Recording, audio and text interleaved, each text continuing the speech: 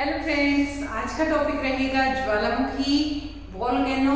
और इससे रिलेटेड हमने क्वेश्चन कल किए थे 15 क्वेश्चन, बट ये बहुत ही ज़्यादा इंपॉर्टेंट टॉपिक है। तो फ्रेंड्स, इसके क्वेश्चन कंप्लीट नहीं हो पाए कल, और शायद आज भी इसके क्वेश्चंस रह गए हैं और कंप्लीट नहीं हो पाए हैं, तो हम इसको अदर पार्ट में भी करेंगे। तो ये हमारा पार्ट नंबर 2 रहेगा ज्वालामुखी वोल्केनो से रिलेटेड। तो बने रहिएगा वीडियो में अंत तक। बहुत ही छोटी सी वीडियो और बहुत ही ज़्यादा इंपॉर्टेंट कंसेप्ट मैं आपके लिए लेके आई हूँ। यहाँ से हर एक कॉम्पिटिटिव एग्जाम के पॉइंट ऑफ व्यू से क्वेश्चन आते हैं फ्रेंड्स। तो हर एक क्वेश्चन बहुत ही ज़्यादा इंपॉर्टेंट है, तो बिल्कुल ध्यान से वीडियो को देखिएगा, तो आपका ये आज कंसेप्ट क्लियर हो जाएगा कि ज्वालामुखी क्या होता है। कल मैं थोड़ा सा स्पीडली मैंने वीडियो बनाई थी, सारे क्वेश्चंस किए थे हमने, इतना ज़्यादा अच्छे से डिटेल में नहीं कर पाए थे। तो आज मैं आपको बिल्कुल अच्छे से बताऊंगी कि ज्वालामुखी क्या होते हैं और कितने प्रकार के होते हैं, how many type of volcanoes. तो आज हम डिस्कस करेंगे इसके बारे में, ठीक है फ्रेंड्स। तो बने रहिएगा वीडियो में अंत तक। तो स्टार्ट करते हैं अपनी वीडियो को। स्वागत है सभी का पूजा डागर जी की क्लास में। यहाँ पर हम करेंगे ज्वालामुखी से रिलेटेड इंपॉर्टेंट 15 क्वेश्चंस। देखो यहाँ पर ज्वालामुखी कितने प्रकार के होते हैं आपको पता होना चाहिए। कौन से द्वीप में एक ही ज्वालामुखी नहीं है, एक भी ज्वालामुखी नहीं है, ऐसा कौन सा कॉन्टिनेंट है। तो विश्व का सबसे ऊंचा ज्वालामुखी पर्वत कौन सा है, ये भी आपको पता होना चाहिए। और किन महादेशों के तटीय भागों में सबसे अधिक सक्रिय ज्वालामुखी पाए जाते हैं। सबसे ज्यादा कहाँ प्रशांत में पाए जाते हैं, प्रशांत महासागर में, तो पैसिफिक ओशियन में पाए जाते हैं। अलास्का की 10 सहस्त्र धूम्र घाटी का संबंध किससे है, ज्वालामुखी में जलवाष्प की मात्रा कितनी होती है। और अंडमान निकोबार का नारकोंडम द्वीप कौन सी ज्वालामुखी है। तो इस तरह के बहुत से ये क्वेश्चंस हमारे ज्वालामुखी से रिलेटेड बन जाते हैं। तो 15 हमने कल कवर कर लिए थे, 15 आज कवर कर रहे हैं फ्रेंड्स। जितने रह गए मैं आज वे क्वेश्चन सारे आपके क्लियर करवा दूंगी, बट आपको सारी वीडियोस ये 10-15 मिनट की होती है फ्रेंड्स। अगर आप देख लेते हैं तो आपको कहीं से ज्वालामुखी के क्वेश्चन पढ़ने की जरूरत नहीं पड़ेगी। तो यहाँ पर देखते हैं क्या होता है ज्वालामुखी, ये आपको पता होना चाहिए। सबसे पहले ज्वालामुखी क्या होता है ये आपको बिल्कुल क्लियर होना चाहिए। ज्वालामुखी होता है जब हमारी अर्थ होती है, हमारी धरती होती है, इसके नीचे जितना भी जब गर्म लावा इकट्ठा हो जाता है, तो वो प्रेशर की वजह से बहुत ही ज्यादा दबाव के कारण लावा हो जाता है हमारी पृथ्वी के अंदर। जब वो किसी भी दरार से या किसी भी छिद्र से बाहर निकलता है और उसमें बहुत सारी गैसें होती हैं, और यहाँ पर लावा के कुछ पार्ट्स होते हैं, जलवाष्प होते हैं और ठोस होते हैं। इसमें हर तरह की चीजें होती हैं जो कि एक छिद्र से बाहर एकदम से निकलता है लावा के रूप में, तो वो होता है हमारा ज्वालामुखी। सबसे पहले क्लियर हो गया क्या होता है ज्वालामुखी। और ज्वालामुखी कितने प्रकार के होते हैं ये भी आपको पता होना चाहिए फ्रेंड्स कि ज्वालामुखी कितने प्रकार के होते हैं। There are 3 types of volcano, 3 प्रकार के होते हैं हमारे ज्वालामुखी। और 3 प्रकार के कौन कौन से ज्वालामुखी होते हैं फ्रेंड्स ये भी आपको पता होना चाहिए। एक तो सक्रिय ज्वालामुखी होता है, सक्रिय मतलब जिसमें प्रतिक्रिया चलती रहती है, सक्रिय रहता है, सक्रिय ज्वालामुखी एक होता है सक्रिय ज्वालामुखी। और दूसरा होता है फ्रेंड्स प्रसुप्त ज्वालामुखी। मैं आपको ये भी क्लियर कराऊंगी सक्रिय ज्वालामुखी कौन से होते हैं और प्रसुप्त ज्वालामुखी कौन से होते हैं। और एक और प्रकार के ज्वालामुखी होते हैं मृत ज्वालामुखी, तो वो भी मैं आपको आज क्लियर कर दूंगी। प्लीज वीडियो में अंत तक बने रहिएगा, बहुत ही छोटी सी और इम्पोर्टेंट वीडियो मैं आपके लिए लेके आई हूँ। मृत ज्वालामुखी, तो ये इतने प्रकार के होते हैं ज्वालामुखी, 3 प्रकार के होते हैं।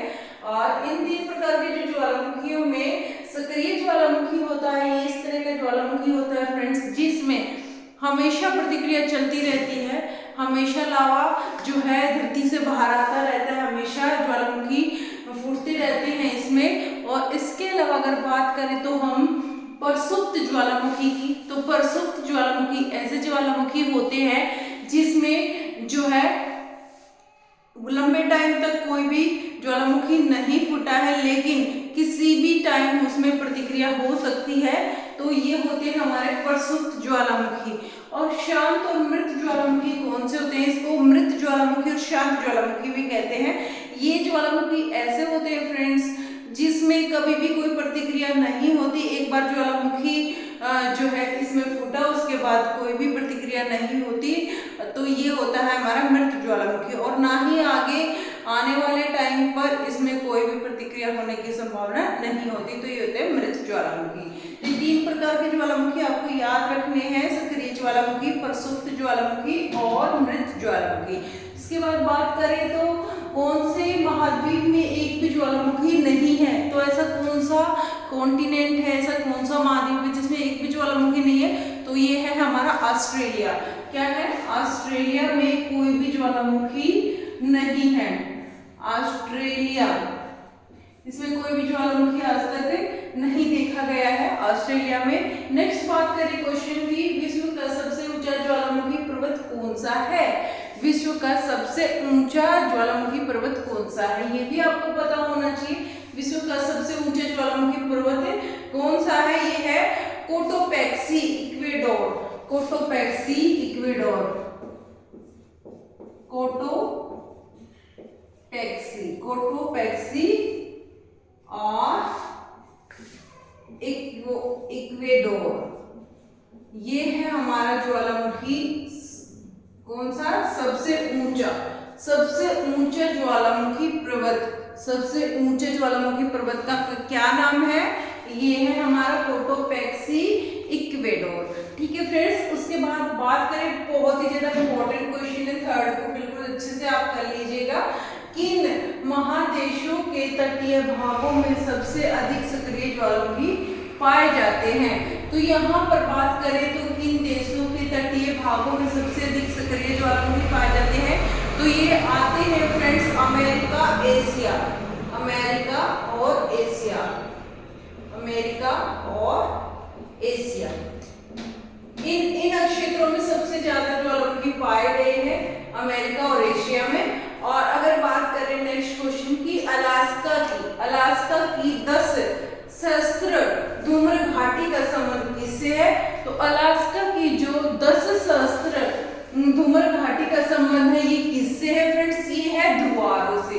किससे इसका संबंध है? धुआरों से।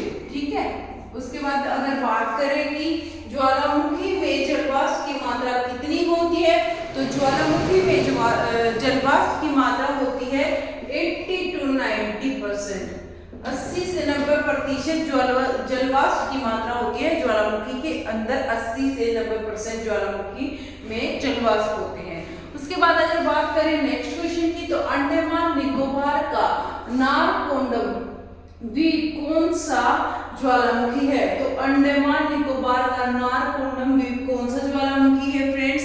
ये है हमारा किस प्रकार का ज्वालामुखी है? इसकी बात करें तो अंडमान निकोबार का नारकोंडम द्वीप कौन सा ज्वालामुखी? ये है प्रसुप्त। प्रसुप्त मतलब ये शांत है, लेकिन प्रसुप्त ज्वालामुखी, लेकिन यहाँ पर कभी भी उद्गार हो सकता है ज्वालामुखी का।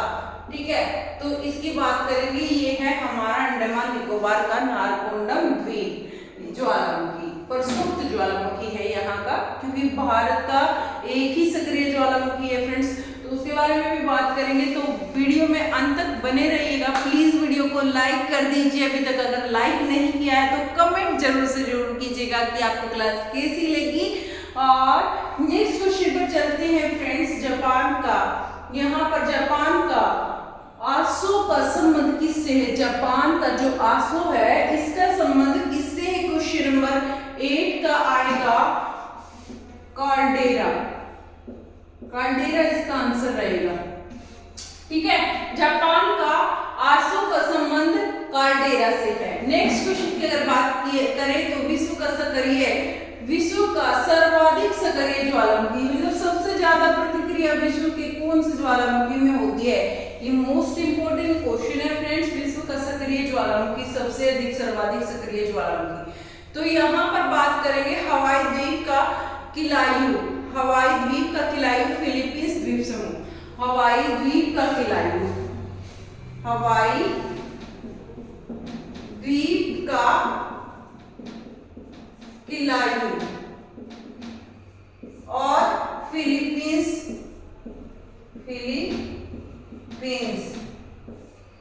हवाई द्वीप का किलायु और फिलीपींस द्वीप समूह। ठीक है फ्रेंड्स, फिलीपींस द्वीप समूह ये आएगा इसके अंदर। उसके बाद अगर हम नेक्स्ट क्वेश्चन की बात करते हैं तो नेक्स्ट क्वेश्चन है हमारा ओजस डेल सालाडो कहाँ स्थित है। तो ओजस डेल सालाडो कहाँ पर स्थित है हमारा, ये हमारा स्थित है फ्रेंड्स एंडीज पर्वतमाला में।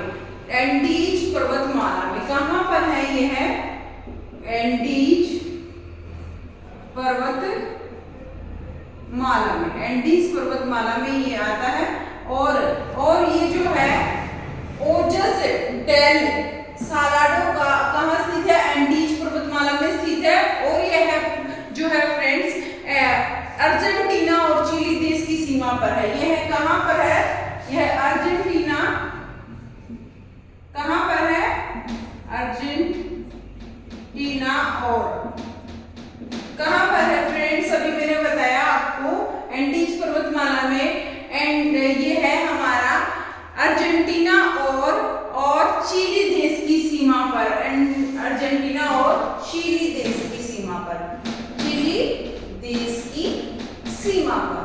ठीक है फ्रेंड्स, तो याद रखना है ये है हमारा यहाँ पर ओजस डेल सालाडो। याद रखना ओजस डेल सालाडो इंपॉर्टेंट क्वेश्चन है।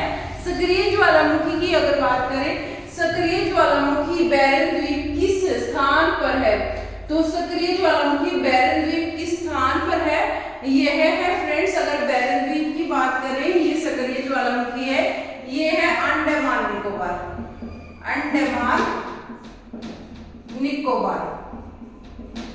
अंडमान निकोबार में है यह सबसे सक्रिय ज्वालामुखी है भारत का बैरन द्वीप समूह।